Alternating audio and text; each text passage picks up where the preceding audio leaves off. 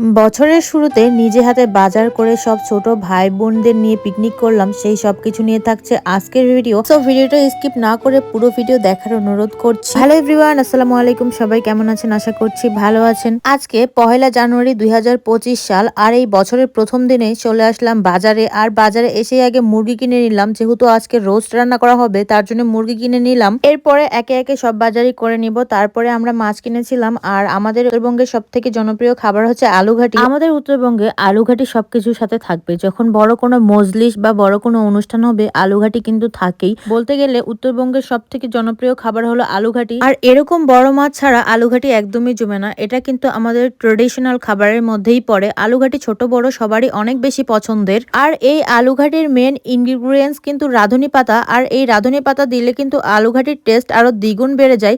আর তার জন্য আমি এখান থেকে রাঁধুনি নিয়ে নিলাম। আর তারপরে চলে আসলাম কাঁচা বাজারে। আর এখান থেকে আমি পেঁয়াজ, রসুন, বিভিন্ন ধরনের মশলা, তেল, আরো যাবতীয় যেগুলো জিনিস ছিল সবগুলো এই দোকান থেকে নিয়ে নিলাম। তারপরে আমি চলে আসলাম শশা কেনার জন্য, কারণ আলুঘাটি, রোস্ট, বিরিয়ানি এগুলোর সাথে কিন্তু শশা ছাড়া একদমই জমে না। এখান থেকে আমি শসা, টমেটো, কাঁচা মরিচ, আলু, আরো যাবতীয় যেগুলো সবজি লাগতো সবগুলোই কিনে নিলাম। তারপরে চলে আসলাম দই কেনার জন্য। আর দই কিন্তু আমাদের শেষ পাতে থাকবেই। অন্যান্য ডিস্ট্রিক্টে কেমন কি জানি না, কিন্তু আমরা উত্তরবঙ্গের মানুষেরা দই খুব পছন্দ করি। আমাদের খাবারের শেষে দই মিষ্টি থাকতেই হবে। তার জন্য আমি এখান থেকে দই নিয়ে নিলাম। আর এখান থেকে 2 পদের মিষ্টি নিয়ে নিলাম, কালো এবং সাদা, কারণ এক একজন এক এক মিষ্টি পছন্দ করে, কেউ কালো কেউ বা সাদা। বাজার শেষ করে তারপরে চলে আসলাম বাসায়। আর বাসায় এসে সবাই তো কোটা কাটা শুরু করে দিয়েছে, কারণ আমরা যখন পিকনিক করি সবাই মিলে সবার কাজ করে। কেউ মাছ, কেউ মুরগি, কেউ আলু ছিলে, কেউ পেঁয়াজ কাটে। সব ধরনের কাজ সবাই মিলে মিলেমিশে করলে কিন্তু খুব তাড়াতাড়ি হয়ে যায়। এদিকে আমার খালামণি রোস্ট ম্যারিনেট করার জন্য প্রিপারেশন নিচ্ছিল। এখানে সব ধরনের মশলা দিয়ে, টক দই দিয়ে আন্টি এখানে প্রিপারেশন নিচ্ছিল। আর আমি একটু একটু করে ক্লিপ নিয়েছি। বাসায় এসে আমি কোনো ধরনের কাজই করি নাই, কারণ বাজার করে এসে আমার শরীরটা খুবই খারাপ লাগছিল।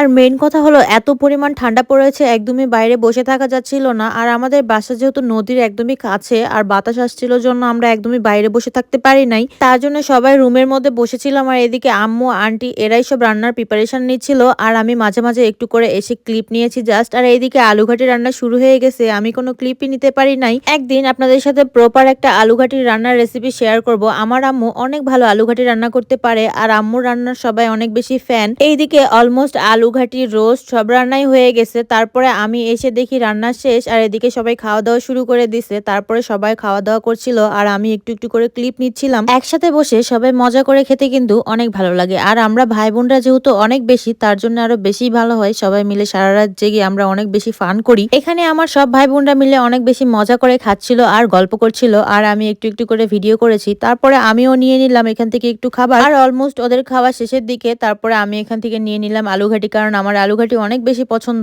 আমি রোস্ট ছাড়া আগে আলুঘাটি নিয়ে খাওয়া শুরু করেছি। সবাই খাওয়া দাওয়া শেষ করে রুমের মধ্যে এসে গান দিয়ে নাচানাচি শুরু করে দিয়েছে। আর আমি বসে বসে ভিডিও করছিলাম, অনেক বেশি এনজয় করেছি। আর আমরা সব কাজিনসরা একসাথে হলে এগুলাই করি। যাই হোক, আজকের ভিডিও এত পর্যন্তই। সবাই ভালো থেকো এন্ড সুস্থ থেকো। আজকের মতো এত পর্যন্তই, টাটা।